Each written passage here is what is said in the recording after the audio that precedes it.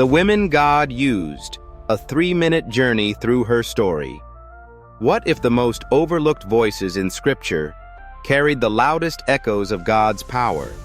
What if behind every miracle there was a woman who believed, endured, and obeyed against all odds? In the Bible, women were never just background characters. They were brave. They were chosen.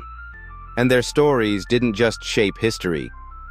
They shaped heaven's story. From Genesis to Revelation, their voices carry strength, purpose, and divine fire. So let's take a 3-minute journey through the women God used and see how her story still speaks. Eve, the beginning. Eve, first woman, first breath of life beside Adam. Yes, she fell, but from her came the entire human story. The man called his wife Eve because she would be the mother of all the living. Genesis 3:20. Through Eve, we learn failure is not the end. It's the beginning of redemption. Sarah. Rebecca, faith in the wait. Sarah laughed at God's promise, but that laugh turned into Isaac, the miracle child. Is anything too hard for the Lord? Genesis 18:14. Rebecca. She didn't wait. She moved. She made bold choices that preserved a covenant.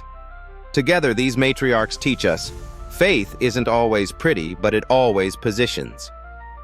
Ruth, redeemed through loyalty. Ruth walked away from everything familiar, and in doing so walked straight into destiny. Your people will be my people, and your God my God.